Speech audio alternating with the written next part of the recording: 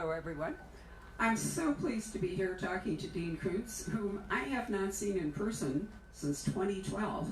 I have to say, Dean, that I really didn't expect our next encounter to be on a video screen. So, well, it's better than meeting in a crowded theater these days. It really is. Cast your mind back to 2012. You did a really nice thing. You invited, I think it was roughly 100 booksellers to come to your home in California and spend some time with you. It was a great party that you threw. And I was lucky enough to be one of them. Well, it was a fun night. Not everything went according to how we planned, but it was, we had a lot of fun. And my way I judged whether a party succeeded or not was not whether my guests enjoyed it, but whether I did. And I had a great time. Well, I think that I remember you.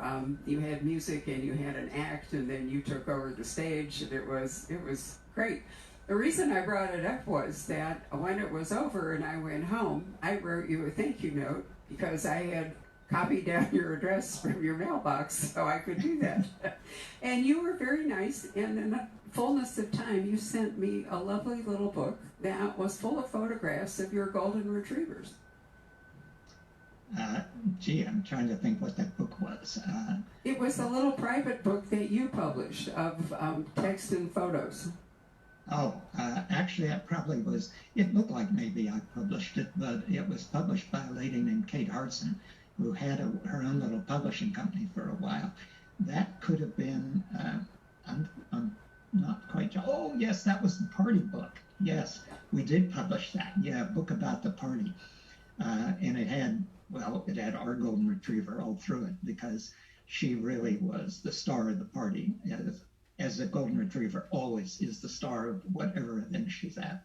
Well, we'll circle back to the golden retriever because it applies to your new book, Devoted. But in any case, I wrote you another thank you note, and then greatly to my surprise, we began a correspondence, which has been an absolute delight over the last few years. Well, I think we both share a certain view of the world and a certain sense of humor, so you don't run into that all the time. So I enjoy every email I get from you, and I hope mine come back at the same level of thought as yours are.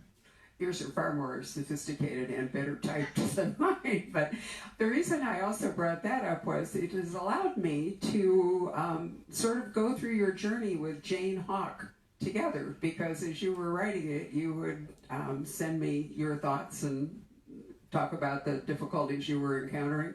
And it certainly was a tremendous project for you. You even wrote me that it was the hardest writing at that point that you'd ever done. A lot of that was because of the research that had to go into it. When I started that series, you get started on things for the strangest reason. But I had read a few books in which the character was, quote unquote, off the grid.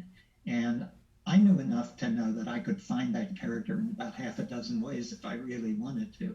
So I thought, what would it really be like if a character was off the grid and then became the most wanted fugitive in the United States, where the power of the government could be brought to bear to find her. And that was sort of where Jane was born. But then, as I got into it with a little overconfidence, which you have to have or you'd never start anything, I discovered, the research of this is more daunting than anything I had done before. And however, given that I was a kid who never liked research when I was in high school and college, I faked it. I made up the names of the books and the authors I cited in my at the end of the paper, and nobody ever caught me at it. So considering I was that kind of deceitful slacker, it's amazing that in my older age, I came to just absolutely love research.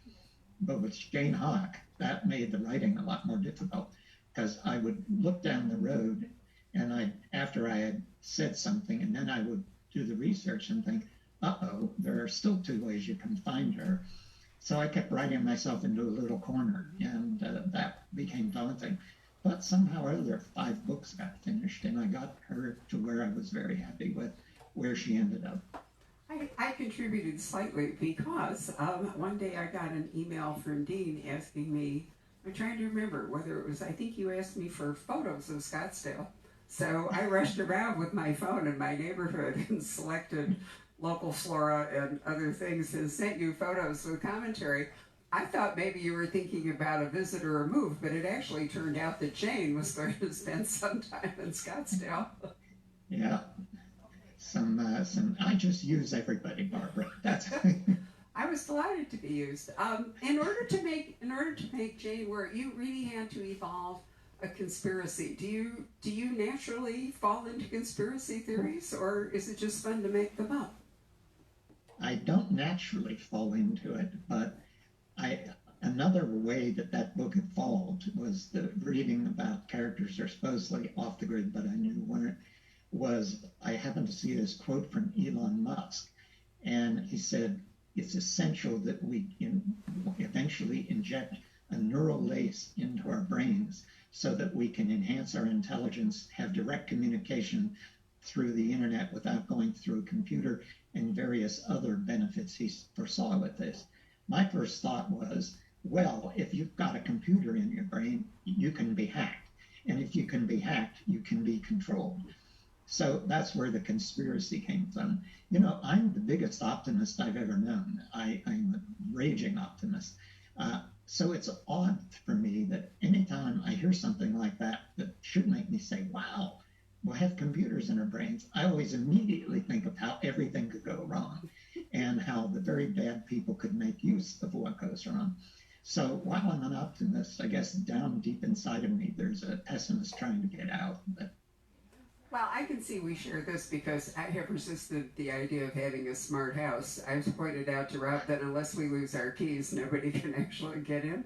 And I do think you're right, that the possibility of hacks and people taking control of us increases the more we run to, artificial intelligence. So how, the other thing I thought was interesting was that you adapt so many different narrative voices.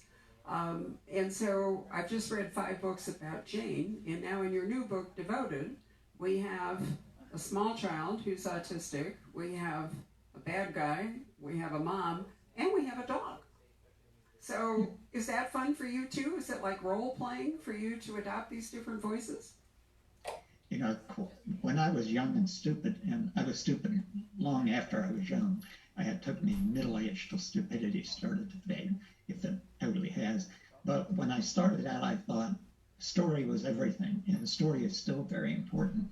But at some point in the career, it got to be where I understood if the characters weren't people you cared about and weren't vivid, then the story was never going to be what it should be. And character became the predominant thing for me. And one thing I love is just what you said, having different viewpoints in a novel, and the more challenging they are. An autistic boy who hasn't spoken for 11 years, which is Woody in this book. At the same time, he's got a rich interior life because his IQ is 186. How would that voice sound? That's a challenge. Then if you're going to have a dog that you're saying is part of a group of dogs called the Mysterium that live among us and may be nearly as intelligent as we are, what would one of those dogs sound like? And what does a character like Lee Shackett, the villain, well, he's one of a platoon of villains in this book, what would he sound like given how sociopathic he is? For me, yeah, it's sort of role-playing. Not that I'm a sociopath, I think. But getting into that is the great fun of it. And once you get the voice, once you hear it, and you know it's right, then it's just one of those great moments in writing. And if you have various voices, each time you feel that you've conquered that voice, and you now don't have to think about it when you get to the next scene. That's exhilarating, and that's why I like doing different points of view. Do you wander around your office talking in different voices, or is this all going on in your head? An assistant is laughing over here at that question. Knowing laughter. No, I don't kind of talk out loud to characters. You know, Dickens used to do that. He used to perform as he wrote for himself, not for anybody else. But I will say this, I usually often write anyway, with my office door open. And I can get so involved when a character is amusing and has amusing dialogue, I can laugh out loud in the writing of it as if I'm listening to it and it's not something I'm creating. And there are times in certain novels when I can be so moved I get verklempt. So I've often thought when somebody working here goes back and forth this time outside my office, oh, today he was in there crying, and 15 minutes later he was laughing out loud.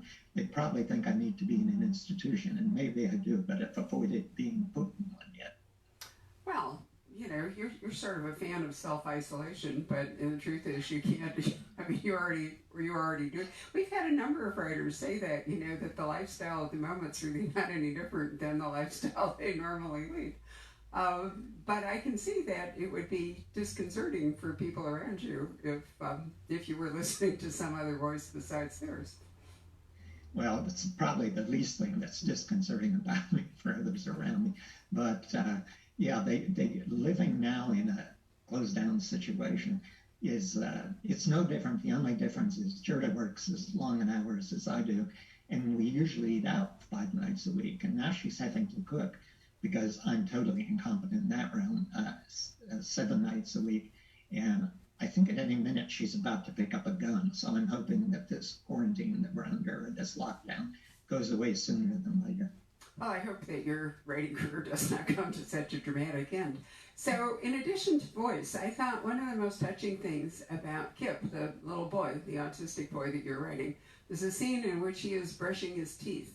And he is wielding an electric, I think I have this right, an electric toothbrush, because otherwise he would have continued to scrub away at his gums with his regular toothbrush and totally damaged his mouth. That seemed to me to be just an amazing small moment to get us to see what life for this kid was like. How did you come up with that? Well, first, I'll see what order I put this in. Let me say, because I worked with, Jared and I worked with Canine Companions for Independence, which produces assistance dogs for people with severe disabilities. They also started producing them for autistic children. And I've been amazed at the difference one of these dogs can make. All the emotional meltdowns, the inflexible behavior goes away with one of these dogs socializing the child. Still autistic, but the behavior changes. And so as I was writing Woody, I was guided by what I'd seen there and by what I know of high-performing autistic children, what their interior lives are like, as much as you can know. But how that piece came up was many years ago, well, not that many, probably 35 years ago, I had to have periodontal surgery because I had brushed away my gums. I was so obsessive about brushing that I started losing a couple of teeth, not because anything was wrong with decay or anything, but because the gums were receding to the heavy brushing. So I thought one thing that autistic children are obsessive about certain things. And I'm sort of obsessive too. I'm not an obsessive compulsive exactly, but when I do something, I kind of overdo it more often than not. So I thought that's something Woody might do, and it might be something that concerns him. I like that Woody says the reason he hasn't talked in 11 years is that people do things that embarrass him, and he's embarrassed for things he does, like brushing away his own gums. And if he ever talked, he'd probably start telling people what about them embarrasses him and what about himself he's embarrassed about, and nobody is going to benefit from that kind of conversation. So when I got that aspect of him, I just had great fun with his character from that moment on. So in regard to Kip, the wonderful dog in the book, I remember reading you said something about human brains and dog brains may be more similar than we think.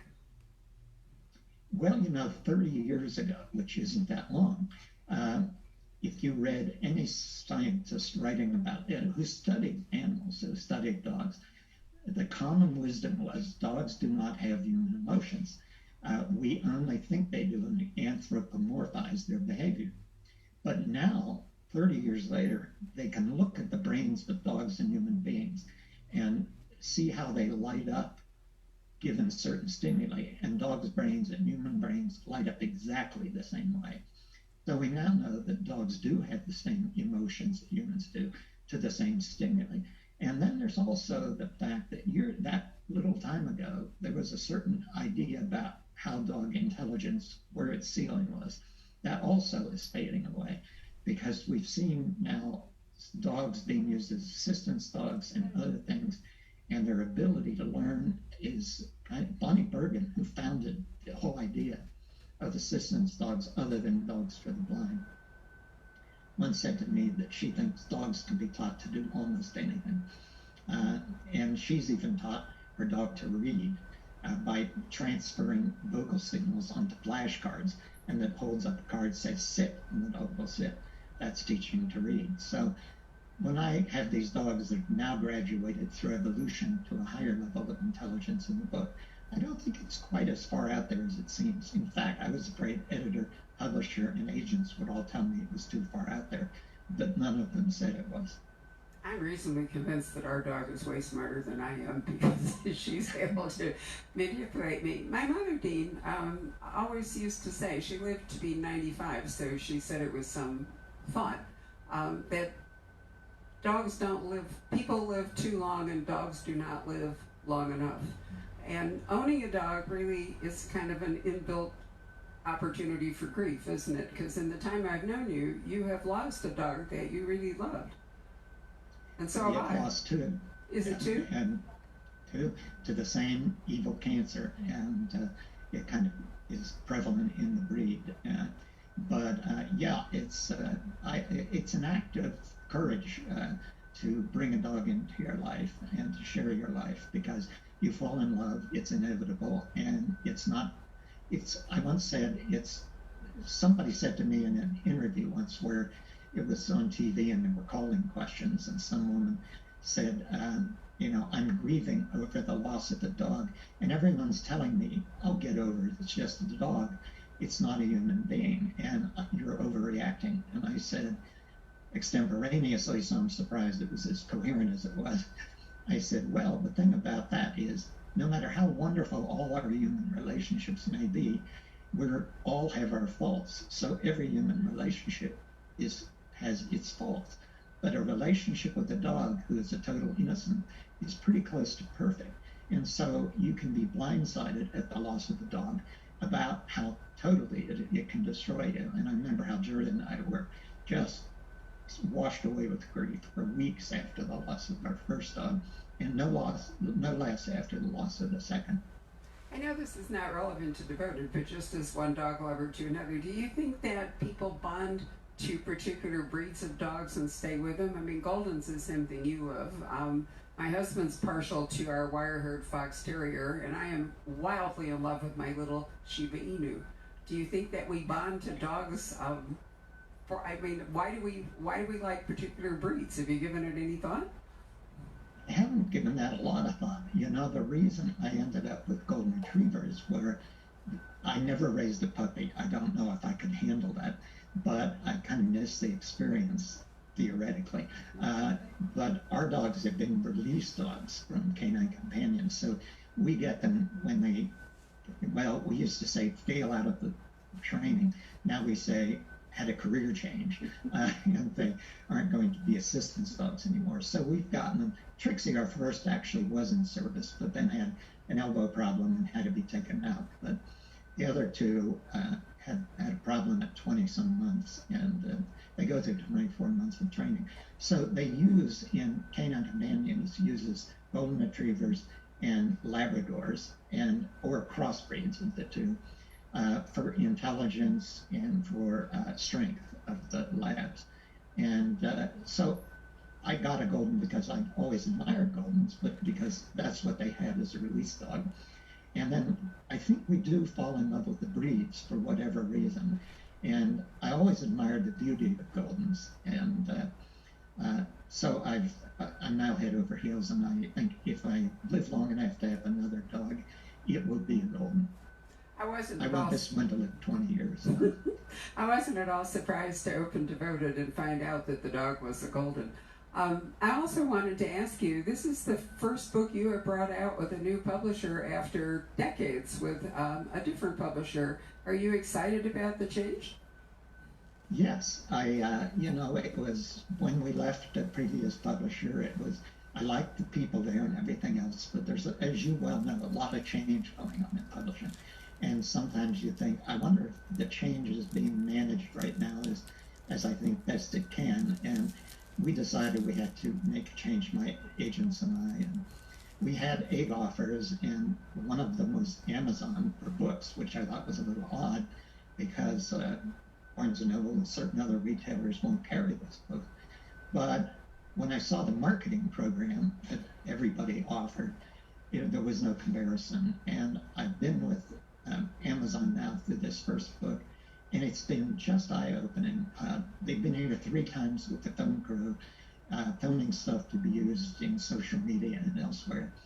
And I'm working with a group of people who are extremely enthusiastic, creative, and energetic. And as a consequence, that really buoys your own creativity. And it's been, at my age, kind of an interesting rejuvenation.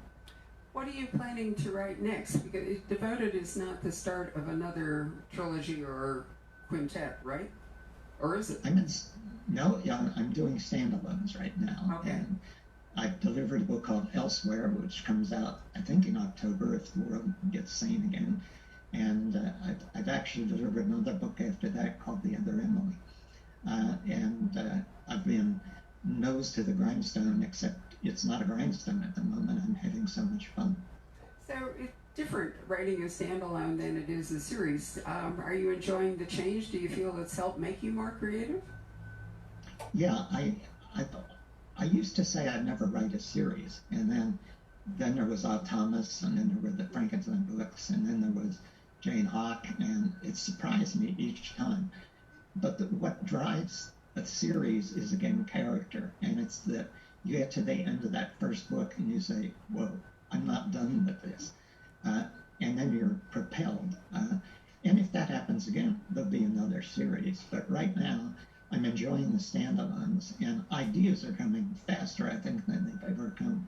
So when an idea comes and seizes you, and you just have to do it, you don't want to waste any time, then if it's a series, I'll do it. But right now, it's unique, very unique, some of the ones I've just delivered. Did you say very unique to me? It's either very unique or it isn't. Yes. Shame on you. Patrick, do you have questions? Patrick is getting some feedback from people watching it, so he's going to ask you some questions. Okay, Dean, I have a question here. Somebody's asking about what are your thoughts on the kind of the current state of the horror genre, and do you think it's as healthy as ever and still relevant, and any thoughts? Well, I've spent most of my adult career, my career was as an adult, I had it, but, well, maybe it wasn't, but I've spent a lot of my career trying to keep the word horror off what I write, because I don't like labels. And sometimes you can keep it off, and I could keep it off as a word, but I couldn't always keep it off in the packaging the publisher did or whatnot. It's not that I dislike the genre. I write in it, but I don't write exclusively in it. And I didn't want to be locked down with that. I started in science fiction when I was very, very young. And when I began to realize that wasn't where my ability could be found, that I was never going to be top flight science fiction writer, I had to get out of that. And to get out of it, my wife and I had to buy back all the novels I had sold. And in some cases, we paid more for the novel to the publisher to get it back than I had paid to write it. And I never wanted to be in that position again. I never wanted to be locked into a label. And the reason I bought them back was I was moving into suspense. I wrote a comic novel, and every review was saying, here's something new by the science fiction writer, Dean Koontz. And I thought, they're going to be saying that when I'm 75 and haven't written science fiction in half a century. So I got those books back. And after that, I said, please don't put a label on me. But publishers tend to do that. I don't mind if they put multiple labels, but not just one. So I'm not the best guy to say what I think of the condition of the field. It's still popular. It's very popular. I think it's more popular now in film and TV than it has ever been, and less popular in book form than it once was. But that's about my I could add a little coda and say that it's having a resurgence. We are actually Poison Pen Press and Leslie Klinger and Source Books are bringing out with the Horror Writers of America a series called The Haunted Library. We just did The Beetle by Richard Marsh, and the first one was Phantom at the Opera. But we're seeing a lot of Gothic novels, very much in the spirit of Edgar Allan Poe, and an interest in classic horror as well as new horror. And when Joe Hill was here for our 30th birthday in October, he thanked us for not actually calling him a horror writer in all our promotion. So he feels the same way that you did. You do, rather. Yeah, well, it's, as you well know, I've written novels with no horror element, no supernatural Right. element like The Husband or Velocity or Intensity.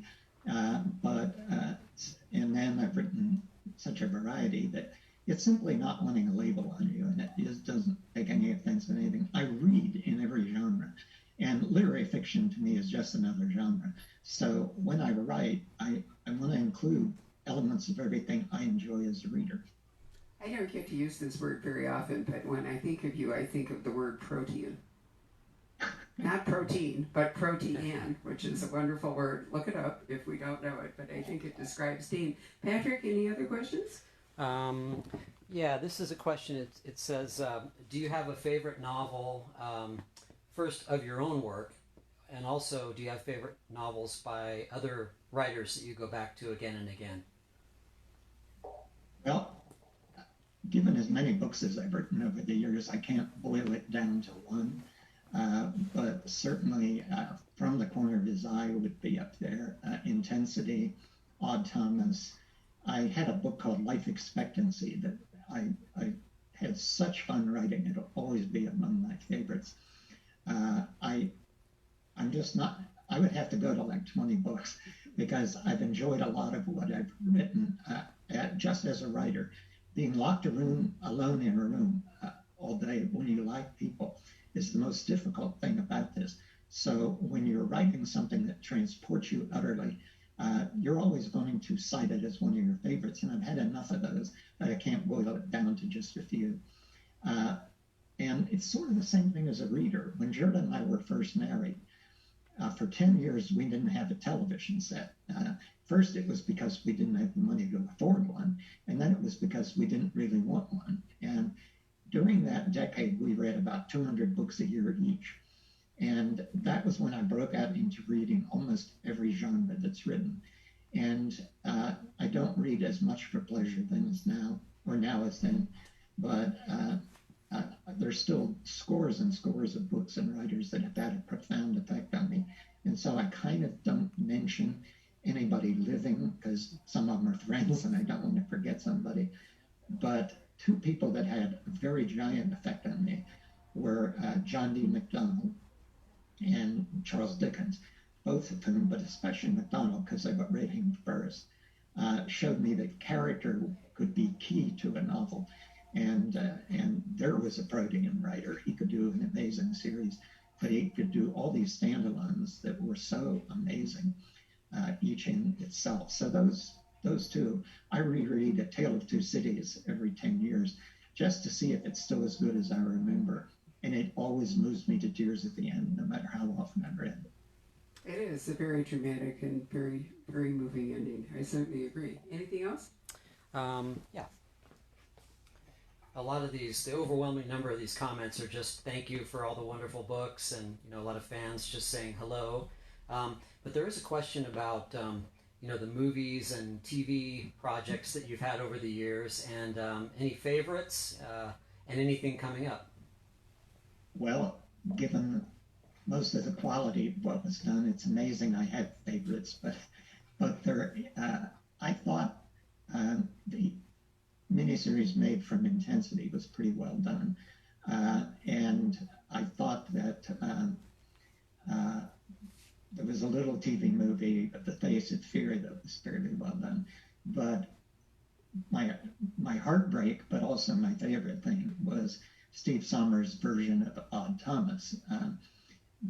Steve came to me and said he wanted to do that, and he spent 2 hours on the phone talking to me about it, and he understood the character so completely that I gave him an option. He wrote a brilliant screenplay. I couldn't even make a note on it, and I normally have 3 colors of ink I use to go over screenplays. Steve's screenplay was perfect. He wanted to raise the money, $30 million, by selling off foreign rights, so he didn't have to answer to a studio. And he and I did the dog and pony show at a phone marketing thing where he achieved exactly that. And then halfway through the movie, some people that were supposed to be sort of looking after all of this came to him to say, oh, half that money is not going to show up. Whether half the money showed up or not, we'll never know, but he was told he had to shut down the picture. Steve didn't. He asked the entire crew and actors to stay in Santa Fe for a month at their own expense while he raised the money to finish it. He wasn't able to raise the $30 million, but he raised enough. And I think he probably spent 19, 20 million on it. It looks like he spent 70. And while it's not perfect because he couldn't realize the screenplay agreement after all those problems, it's still quite nicely done, and it's probably my favorite thing of anything that's been filmed in it. Wow, that's a really touching story. Now, do you think serial television might in fact be looking at, for example, Jane with 5 books? That would be an interesting progression over 1 or 2 seasons. Right now we have I changed film agents, and I'm with a woman that I really like. She's very intelligent and really can do a comprehensive analysis of what she reads that kind of astonished me, given what I'm used to in the film world. And so I'm hopeful that she's concentrating on Jane Hawk as one of the things. We also have a producer who has an option on the Nameless stories that I did for Amazon Original Stories. And I think that could go somewhere. There's a lot of interest in different things. I just don't think about that too much because Hollywood raises you up with a great spectacle of promise and then drives a nail gun through your heart at some point in the process. So I've got enough nails in my heart. I don't need to open myself to yet another. I should have a commercial moment here and just say that Dean has been kind enough to autograph copies of Devoted, which we have for sale. And so if you're enjoying this and you would like to have a copy signed by Dean, you can go to poisonedpen.com and order it over our website. Patrick, any last question that you feel like you should ask? Sure. This is kind of a standard question, but do you have any advice for aspiring writers? And this is interesting. How do you define the term character for new writers? Okay. Wow. That's a challenge. Let me see. Well, some just basic key advice for young writers is if I would have realized early in my career that publishing is full of common wisdom that you're encouraged to obey or to take seriously, if I had realized young that a lot of it is very common but not very wise, and there were so many bits of advice I was given that because I believed everyone knew more than I did, I kind of bent myself to it. And that's why I wrote under so many pen names. I would do so many different things, and every time I was told, you must write under another name because this is a different type of a book, I eventually came to the position of realizing that what readers are after is the voice of the author. And if he's trying different things, they'll stay with him because they're reacting to his or her voice. And I wasted a lot of years not understanding that. I wasted some years arguing over whether or not I could mash up genres together. When I started doing that, nobody was doing it. And I took a lot of flack for it. What you've got to do is learn how to, this sounds like, well, it is a cliche. You got to get the wheat from the chaff. What is good advice and what isn't good advice? And to do that, you're going to have a lot of confidence in your own work and where you want to go with it. You have to learn to, when it's good advice, take it. When it's not good advice, slough it off politely. Don't be angry about it, because the advice is always well meant, even if it's wrong-headed. Character. Well, I did say that character was everything for me, but I don't make up. All I can tell you is how I do it. I don't make up a list of character traits. I don't sit down and say, okay, this is the clothes this character wears. So that all comes organically if the essence of the character is there. And what is there about that character, the one or two things that might make him different or her different from other characters of that type that you've seen before. An example I can give you in Devoted was, I knew there were going to be scenes from the point of view of the dog. And that troubled me. I wasn't sure I could pull that off. I wanted you to like this creature. I wanted you to feel you were hearing a real voice, not a Disney dog voice. And that there had to be something essential in his character that was different from anything you've seen in a character of that type before. And what I hit upon pretty quickly was that these dogs in particular in this book, cannot lie. They cannot lie, and why can they not lie? And I had to think about that. And what I came up with was a perfect answer, I think. Dogs have a sense of smell that ranges from 20,000 times ours to, in certain breeds, 1,000,000 times ours. And that means that even a breed with 20,000 times our sense of smell has more input through that one sense than we have through all of our 5 combined, several times over. And dogs can smell pheromones that human beings produce and that other animals produce. And we produce different pheromones for fear, anger, love, every emotion. And so a dog knows if we're lying. And a dog knows if another dog is deceiving. So dogs cannot deceive. As soon as I had that about that character, other things about him started to fall together, and he became very interesting to me. And I sort of approach every character that way. What is the one or two things about this character that you might not have seen before in a character in this profession or a character of this type? And then if they have something unique within them, Thomas's unique ability, or not ability, his unique characteristic was his deep humility. And I knew from the beginning that character was going on a journey to absolute humility. Believe me, I have no idea what that's like, but I was still going to have to write about it in the last book. That's how I start building a character. And I think if you go that way, characters become more real, and they blossom from that one or two differences you've given them. I think that was a brilliant definition. Thank you, or not definition, but a discussion rather, Dean. Thank you very much. And this would be a great time to say thank you for joining us today, and to thank all of you who are watching this or who will watch it.